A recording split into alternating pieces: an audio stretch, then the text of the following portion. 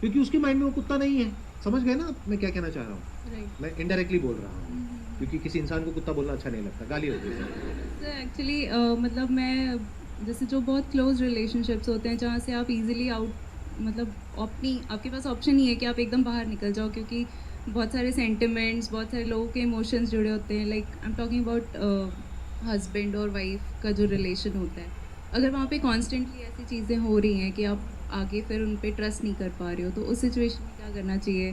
Trust सबसे ज़रूरी है एक रिलेशनशिप में, स्पेशली हस्बैंड वाइफ के रिलेशनशिप में। अगर आप अपने हस्बैंड पे ट्रस्ट नहीं कर सकते हो तो वो रिलेशन किसी काम का नहीं है।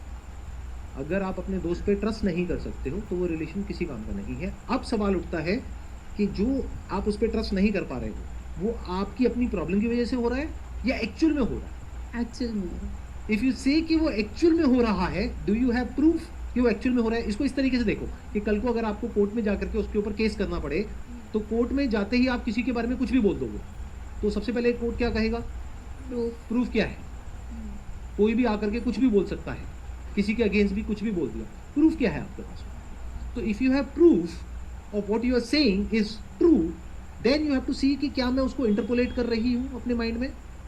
इंटरपोलेट का मतलब होता है कि क्या मैं उसको बढ़ा चढ़ा करके अपने माइंड में बोल रही हूँ कि उसने गलती करी है इस लेवल की, और मैं कह रही हूँ कि उसने इस लेवल की गलती कर दी।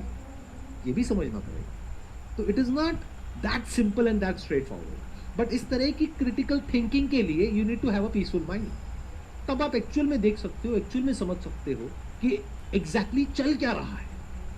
सर अगर कोई गलत कर रहा है आपके सामने और बार बार वही गलती कर रहा है, वो एक बार को हम चलो आपके कहने पे सर हमने मतलब करा भी है कि चलिए गुस्सा आ गया, घर बैठ गए, फिर आता सामने, फिर वही होता है बार बार, फिर बैठ गए, तो सर कैसे मतलब कैसे रोके अपने आप को?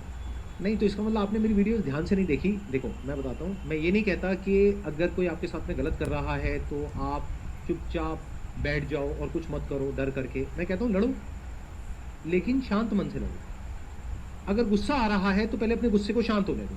जब गुस्सा शांत हो जाए तब आराम से ठंडे दिमाग से लड़ो।